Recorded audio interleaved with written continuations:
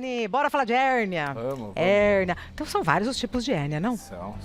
Tudo bem? Tudo jóia, tudo bem. E a família, as filhas, tudo bem? Tudo tranquilo, tudo tranquilo. São vários os tipos de hérnia. São, vários tipos. Existem das hérnias da parede abdominal, você tem da linha média, praticamente, que é aqui no meio da barriga, tem as hérnias epigástricas, tem as umbilicais, tem as diástases de reto, que é muito comum em mulher, né? E tem as hérnias inguinais e crurais, que são as mais comuns. E tem as atípicas, que não são tão comuns, né? A gente consegue ou visualizar ou sentir ao toque? Leigos. Então, normalmente a epigástrica, a pessoa sente um abaulamento quando faz força ou algum esforço evacuatório, algum peso. Sente o quê? Um carocinho? Sente uma bolinha. Às vezes é dolorida, às vezes confunde até com dor de estômago. Né? Então, às vezes, após a alimentação pode doer, porque o abdômen dá uma estufadinha e acaba incomodando um pouco. Mas a pessoa sente esse abaulamento. No umbilical, você vê um abaulamento ou uma dor na região do umbigo, né?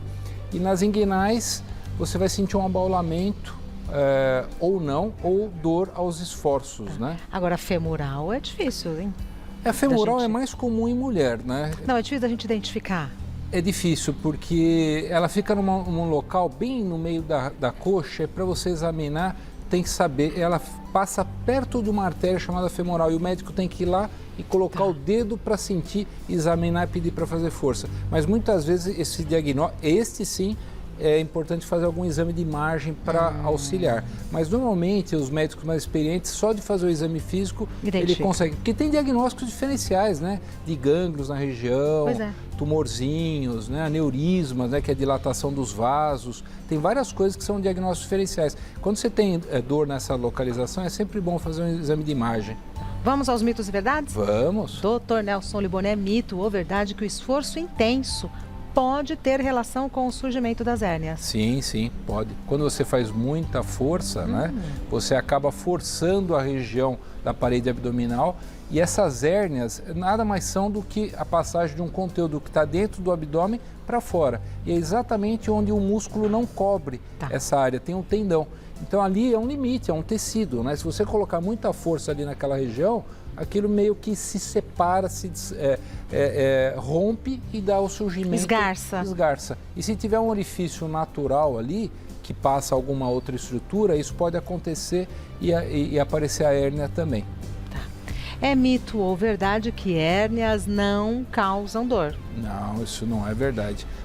As hérnias, a grande maioria delas, acabam dando dor, principalmente quando a hérnia está começando, ela vai forçando as estruturas, ela é bem incômoda. Depois, quando ela abre e passa uma grande quantidade de alças para lá, você vê o abaulamento, mas às vezes não sente dor. Então, quanto menor o colo herniário, o buraquinho, mais dor a pessoa tem. Quanto mais largo, menos dor a pessoa vai ter. É mito ou verdade que algumas hérnias são comuns em homens? Sim, as hérnias inguinais são mais comuns em homens do que em mulheres, isso é a grande quantidade.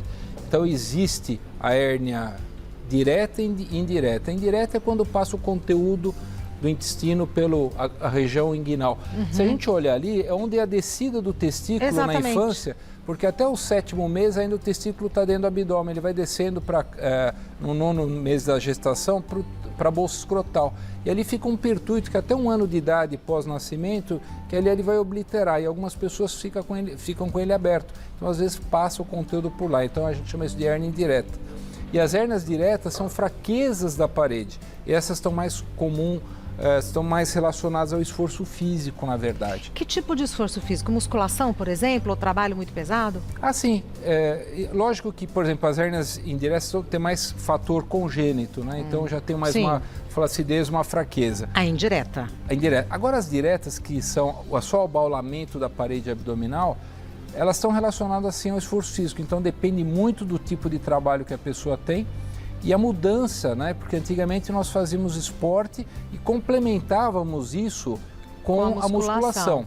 Hoje, eu troquei, só faço academia e ganho de massa muscular. E isso, às vezes, para hipertrofiar, se exagera nas cargas. Olha, né? Que risco! E isso pode causar hérnias, né? Então, muitas vezes, halterofilistas, né, fisiculturistas, eles têm essas hérnias por aumento. E mesmo amadores precisam de orientação, então, porque pode Sim. criar um problema. Os amadores principalmente, porque às vezes por falta de orientação ou por ganho de peso rápido, acabam dando esse tipo de problema. E na academia a gente vê, principalmente os homens com tanto peso, né? Com Não precisa, né? tanto peso, É diferente. Agora, nas mulheres, é o que você estava falando, é comum mais o afastamento, né, da musculatura, que é a diástase de reto, as hérnias umbilicais por causa da gravidez, né, e a flacidez hormonal que ocorre nesse período. Então, por isso que mulher acaba tendo mais esse tipo de problema, né, que é a hérnia umbilical e as diástases de reto, né? E a diástase dá um volume na barriga, né? Exatamente. Fica uma coisa meio abauladinha. Fica esteticamente não fica uma coisa bonita. Mas ela não é uma hérnia que de repente tu sai para operar. Ela tem algumas indicações precisas para poder fazer a cirurgia, que a gente pode falar depois. Maravilha. Continuando então, é mito ou verdade que as hérnias podem causar problemas mais sérios? Pode sim. A hérnia, quando ela passa por um conteúdo e você tem um anel, a hérnia sai e ela às vezes não volta, ela encarcera e ela pode estrangular. Quando ela estrangula, ela forma que nem uma rolinha de champanhe. Então não chega sangue naquele tecido ou naquela alça que foi exteriorizada. Pode necrosar? E aí pode necrosar e você tem uma cirurgia de emergência. Você tem um quadro isquêmico da área. Dói?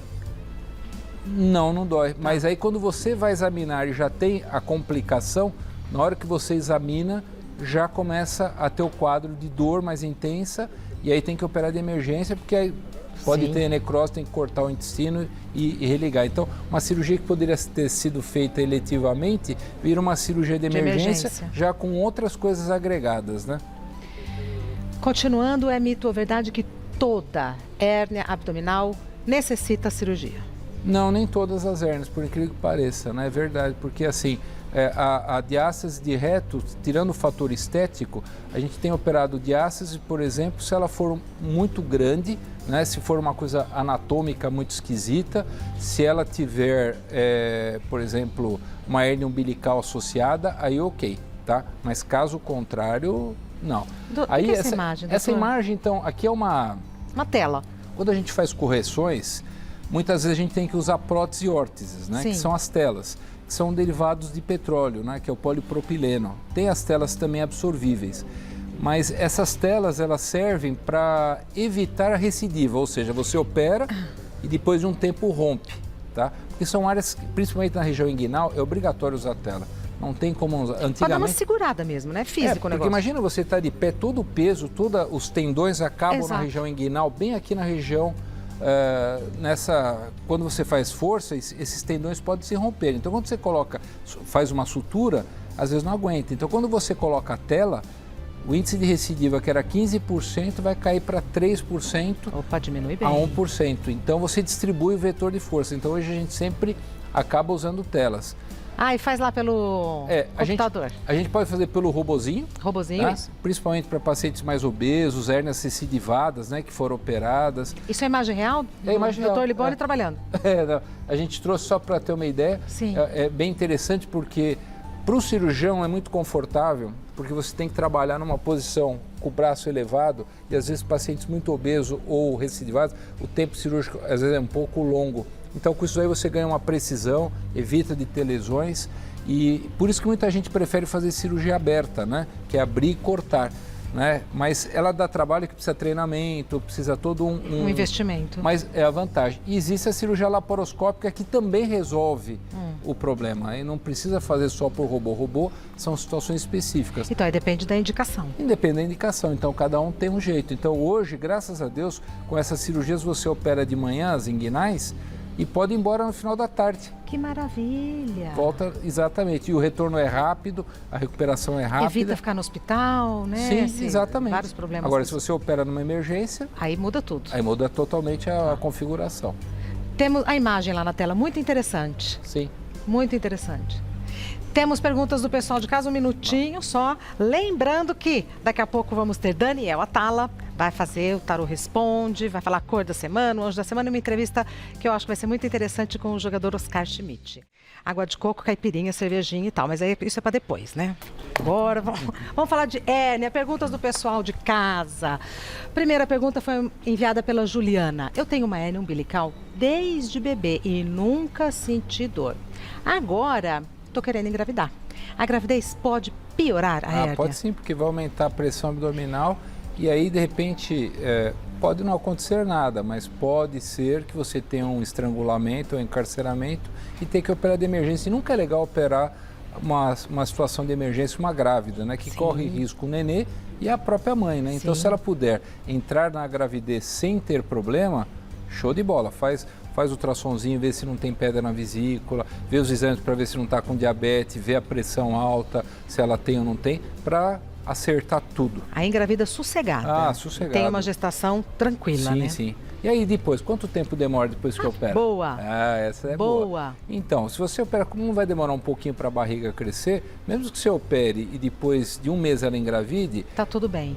Ainda tem 3, 4 meses, é o tempo suficiente para ver a cicatrização e ficar bacana. Tá. Gravidez é sempre um planejamento, né? Sim, se possível. Às vezes não, né? O ideal. O ideal. O ideal. Próxima pergunta enviada pelo Cláudio. Emagreci 20 quilos e notei uma hérnia umbilical há 4 anos. Não senti dor nenhuma e não operei. Preciso operar?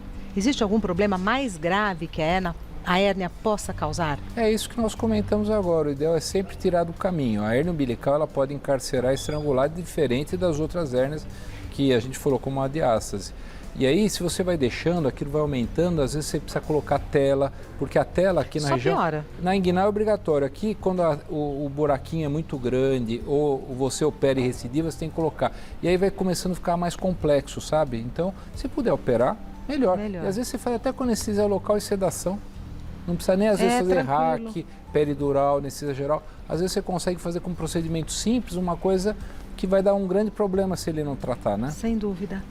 Mais uma, da Luísa. O meu pai operou de uma hérnia inguinal. Tenho mais propensão a ter também, ou seja, genético? Sim. É mais comum. Quando você tem na família, e principalmente as hérnias, por exemplo, são mais comuns do lado direito. Então, tem todo por causa de um problema genético, que é o fechamento do conduto peritônio vaginal que acaba dando isso. Que interessante. Mais uma. Da Selma. Faço musculação para perder peso. Durante o exercício, senti uma pequena dor na barriga, na região da virilha e notei que surgiu uma bolinha. Pode ser uma hérnia? Qual exame devo fazer para o diagnóstico? Então, primeiro ela já fez. Apareceu essa bolinha e está com dor. Então ela vai passar no médico, ele vai fazer um exame físico com manobras de esforço, que a gente chama de manobras de Valsalva, e vai examinar. E se ele ficar na dúvida, ele vai complementar com exame, seja ultrassonográfico, tem muita gente boa que faz isso bem, ou imagens de tomografia quando você acha que tem outras hérnias associadas. Então ela tem que ver? Sim. Tem que ver. Próxima. Poliane. O meu pai foi diagnosticado com uma hérnia no abdômen com diâmetro de 15 centímetros na vertical.